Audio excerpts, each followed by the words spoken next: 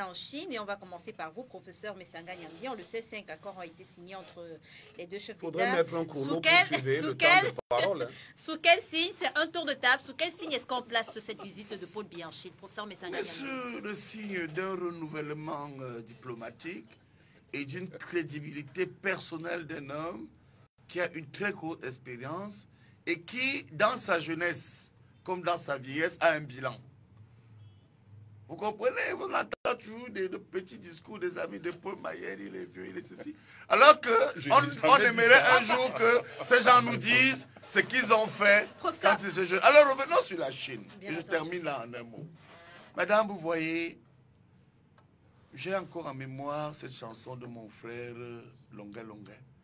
Pour moi, c'est une chanson qu'on doit récupérer politiquement à l'image de ce que véhiculait Bob Marley ou encore Fela Ramson Kuti dans la prise de conscience africaine. Quand il disait, la forêt de Yabassi, c'est pour les Blancs. On a banalisé ça. La guerre que vous voyez au nord-ouest, en relation avec la Chine, la guerre que vous voyez au sud-ouest est entretenue par des pays occidentaux. Et je vais vous dire pourquoi le président est allé en Chine.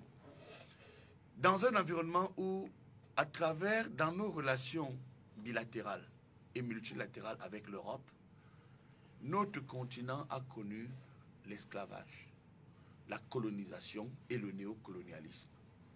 Regardez depuis combien de temps dure cette affaire à l'extrême nord avec un Boko Haram réel ou fictif. Comme par hasard, dans tous les pôles africains au golfe du Guinée, ce sont des guerres de pétrole.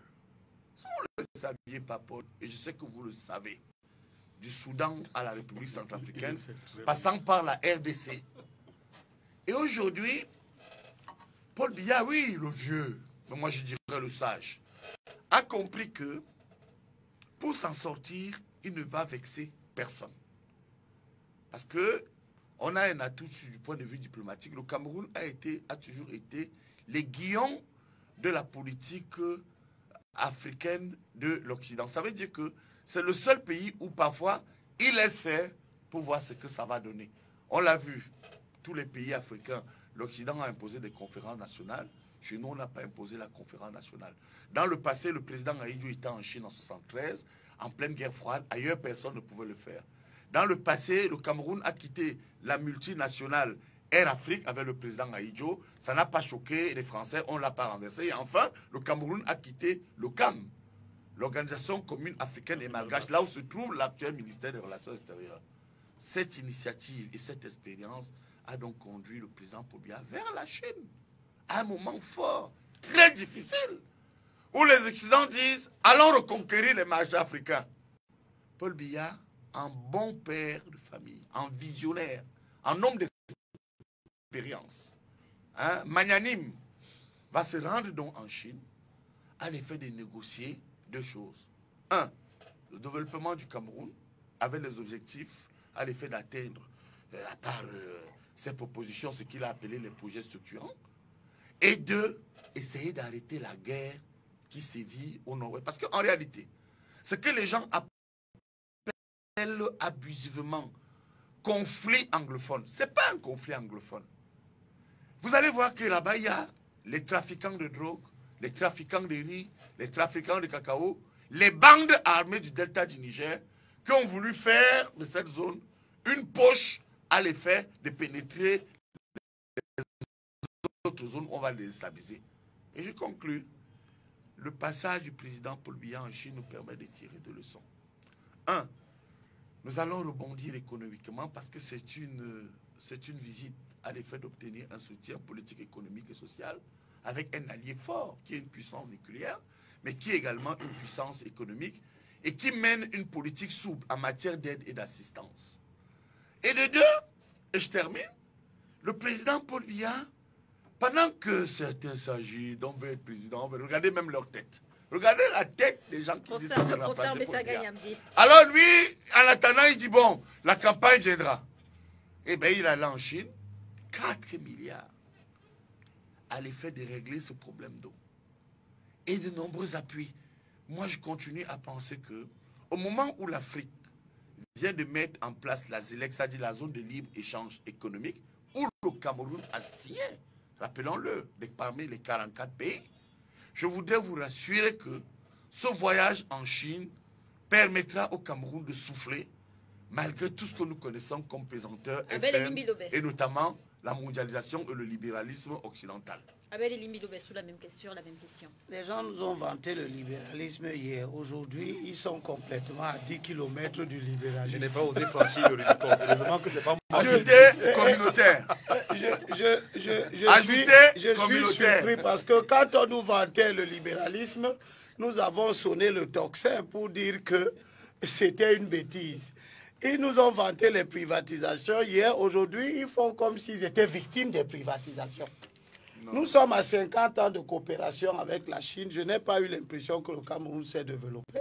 Ce n'est pas le 6e voyage du président. Ce n'est pas le 6e voyage. Le 7e. Ce n'est pas le 7e voyage en Chine et je ne vois pas combien de voyages les présidents chinois ont fait en contrepartie au Cameroun qui serait à l'origine du paradis qui va tomber. Ce que je constate, c'est que on veut nous vendre la théorie du complot. Mais c'est ceux qui se disent victimes du complot qui reçoivent les comploteurs. J'ai entendu quelqu'un dire le port de Douala. Mais le port de Douala est concédé en toute liberté, en toute souveraineté, à des supposés investisseurs, en particulier un, qui est reçu par le décideur, qui engage notre responsabilité collective. Le décideur qui veut sauver sa tête. Je peux... Tu viens de parler 5 minutes, on t'a 10 minutes, on t'a dit. Je suis d'accord. Ah, bon. Je suis d'accord. Donc, quand on reçoit Bolloré et on signe des accords avec lui, on ne nous demande pas notre avis. Et je suis surpris que ceux qui reçoivent Bolloré reviennent nous dire qu'ils ont reçu Bolloré malgré eux. C'est pourquoi je suis d'avis avec Maël pour dire que ou bien nous sommes un État souverain. Il ne sait pas quoi exprimer sur la visite. Il l'a dit avant.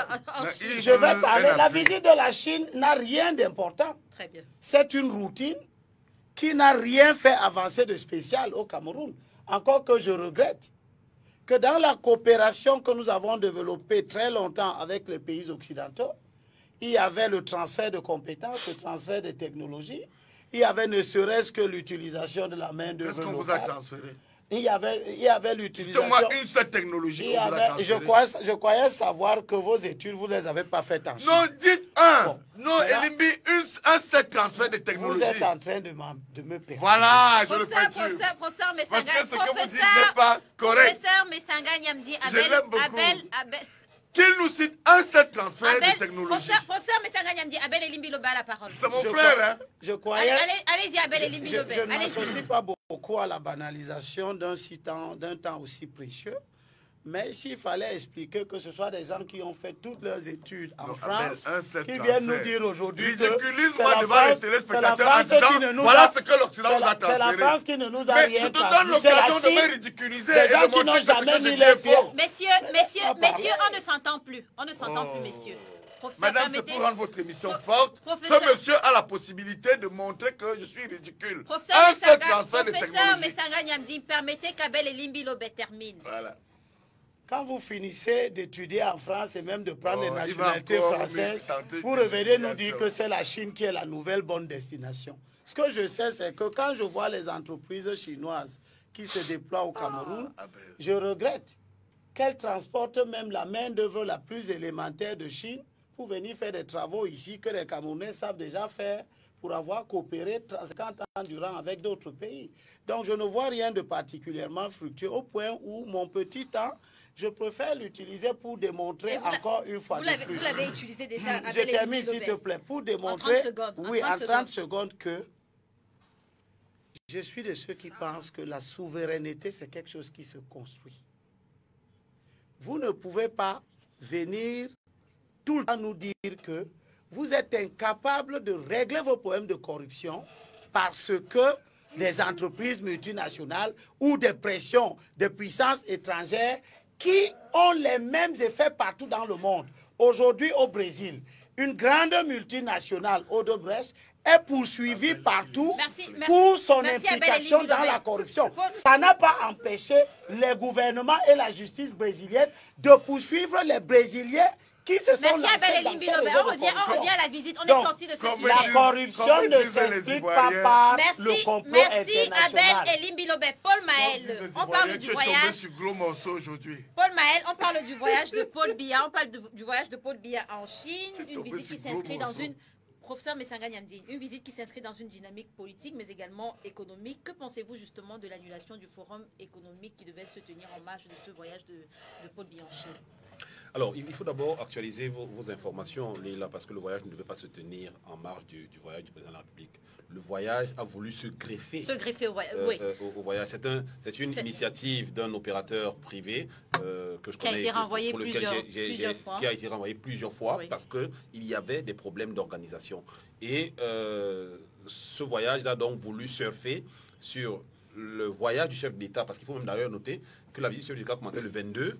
Le voyage était, la mission économique était prévue pour le 19 et le 20. Non, avant. Le 19. Avant. C'est un problème d'amateurisme, d'organisation qui a fait que ce voyage-là échoue. Et je pense que ça a échoué. Ça a été arrêté par le chef d'État lui-même, qui ayant été informé que les gens n'étaient pas prêts, que c'était mal organisé. La veille de leur départ, des opérateurs économiques qui s'étaient inscrits pour ce voyage, je ne savais même pas pour certains où ils allaient loger.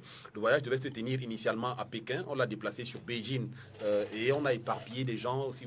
Pour ceux qui sont déjà allés en Chine, Beijing, c'est grand comme le Cameroun 3 fois. Donc, si vous éparpillez des gens, il n'y avait même pas de moyens pour savoir comment on va les transporter pour les amener. Donc, c'est toute cette cacophonie dans l'organisation qui a entraîné l'annulation. Ça n'avait rien à voir avec le voyage du chef de l'État, qui avait une partie économique, effectivement, qui s'est déroulée, comme on va le dire. Parce que finalement, alors, moi, je voudrais... avec le président du GICAM et le président de la Chambre de commerce. Oui, mais c'est de bonne guerre. C'est de bonne guerre. C'est ce qui était prévu dans la suite de sa délégation officielle. Ce que je voudrais dire, Abel a pris une partie de ce que j'avais envie de dire sur le sujet. Mais je ne vais pas être aussi drastique que lui. Je pense que dans le contexte économique mondial actuel, une visite comme celle que le chef d'État vient d'effectuer en Chine n'est pas mauvaise pour l'économie du Cameroun. Quand on regarde aussi la moisson de ce voyage-là, il a quand même obtenu...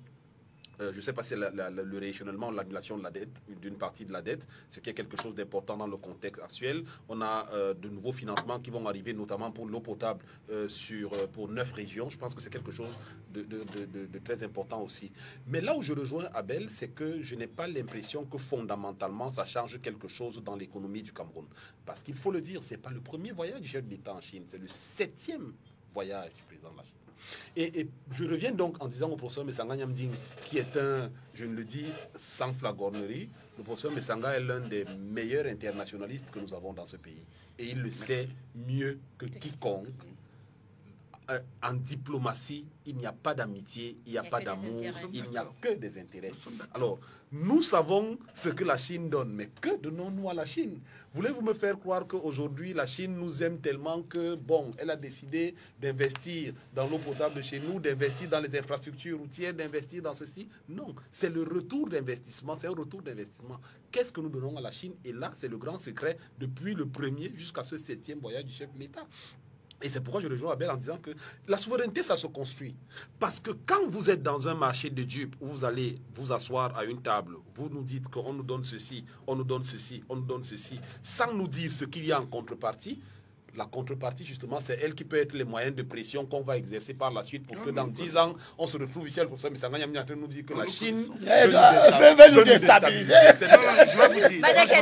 Banda Kanissou, les retombées de cette visite. Je vous dirai les retombées de cette visite. Avant d'y aller, je voudrais dire deux choses. Il ne faut pas confondre la souveraineté formelle et la souveraineté réelle. Les souverainetés réelles sont des dynamiques qui se construisent au jour au jour, sont des batailles continues.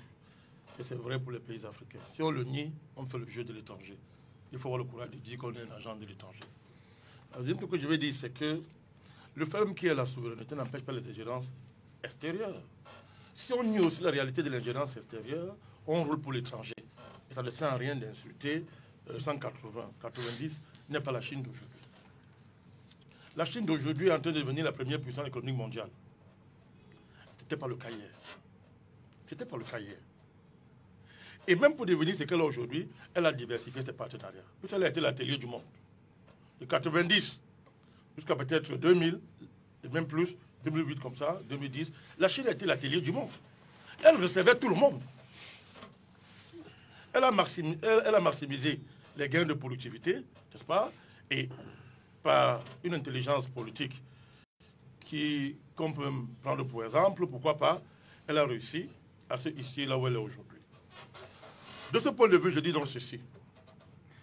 Et moi, j'aime le rappel historique, n'en déplaise à certains. De 58, 59, la France nous impose des accords de coopération, secrets de coopération. Je dis bien secrets de coopération. Et qui est signé par la France, qui est signé entre la France et la France. Ce qu'il faut dire, il faut rappeler ça. Ce sont des faits historiques. Si on nie, on sait pourquoi on refuse ces choses-là. Et si on dit que ça n'a pas de conséquences sur le Cameroun, on parle d'autre chose. Cet accord secret, pour un pays qui va être indépendant, sont qualifiés de secrets, et la France signe avec elle-même, puisque à cette époque, on n'a pas de président. Ces accords, entre autres, consacrent le fait que la plupart des infrastructures dans notre pays qui étaient, n'est-ce pas, la conséquence du plan Sarol à l'époque, cette infrastructure nous appartenait de nom. Mais en réalité, elle appartenait à la France pour 50 ans. C'est pour ça que vous pouvez avoir un truc comme un barrage là-bas à Edea, qui produit de l'électricité et qui facture l'électricité à 4 francs à Alukam et vend ça au Camerounais pratiquement à 100 francs. Ce n'est pas le fait du hasard. Ce sont des réalités. Tout à fait. Les accords ont été signés. Donc, à un moment donné, ces infrastructures que nous avons héritées de ce plan, pour la plupart, se sont épuisées. D'où la pertinence des grands projets structurants. On peut être opposant et reconnaître la pertinence des grands projets structurants. Bien sûr. Donc, les grands projets structurants, maintenant, nous ont permis, il fallait trouver de l'argent. Et la Chine était devenue une puissance économique et commerciale. Le partenariat s'est avéré nécessaire. Ça a diversifié nos acquis. Ça a diversifié nos acquis, je m'explique. Je trouve que vous lui perdez un temps qu'il nous perd à tous. Bandakani termine. Il faut quand même qu'on se respecte. Il y a encore un dernier sujet, j'espère. Allez. C'est-à-dire que vous nous perdez du temps à nous expliquer la coopération française au lieu de nous dire la coopération chinoise. Elimbi, vous êtes méchant. Vous n'êtes pas gentil vis-à-vis de Elimbi Lobé. Vous n'êtes pas gentil vis-à-vis des téléspectateurs. Vous terminez Bandakani. Vous terminez Bandakani. Je suis habitué à ces manœuvres. Vous terminez en matière de communication. Vous terminez. J'étais en train de dire ceci. Vous l'interrompez. Vous terminez. Messieurs. Dans cette coopération avec la Chine, nous gagnons parce qu'il y a des crédits qui nous sont faits à taux préférentiel. C'est clair. Et ça nous met à l'écart du chantage occidental. Parlons des choses. Le chantage occidental permet à notre pays, n'est-ce pas, d'avoir des marges de manœuvre pour avoir des infrastructures qui sont d'une urgente nécessité. Merci. De ce point de vue, je soutiens, n'est-ce pas, le voyage du président en Chine. Je soutiens cette diversification de nos partenariats. Merci Bandakani. Une seconde. On sort en une question. Seconde, hein? On sort en une question avec Paul Maël. Avec Paul Maël, on parle du procès justement qui a conduit à la libération des otages, des indiscrétions. On parle de 20 millions de francs CFA qui ont été versés aux ravisseurs pour la libération du professeur Aivo. Cependant, le communiqué du ministre de la Communication lui parle d'un assaut de l'armée qui a permis à la libération des employés de Sorobat. Donc avec vous, on essaie de comprendre cette différence dans la façon de procéder. Il est logique que le ministre de la Communication dise qu'il n'y a pas eu paiement parce que les États, normalement, ne sont pas appelés à négocier avec les terroristes. Avouer qu'il y a eu le paiement de rançon. Maintenant, moi, mon passé de journaliste me commande de ne pas me prononcer sur un sujet sur lequel je n'ai pas tous les éléments. Je n'ai aucun élément me permettant de dire s'il y a eu paiement de rançon ou pas. Qu'il y ait eu paiement m'étonnerait quand même. Ça m'étonnerait un minimum parce que ça aurait été un précédent dans ce genre de cas. Moi ce qu'il y a sur la crise anglophone, je voulais le dire en 30 secondes, sur la crise dite anglophone. Je suis peiné, je suis chagriné parce que je viens d'effectuer un voyage dans le sud-ouest et je suis rentré pratiquement en larmes, je le dis vraiment sérieusement. Je suis peiné parce que je me rends compte que la crise dite anglophone a divisé les Camerounais en deux.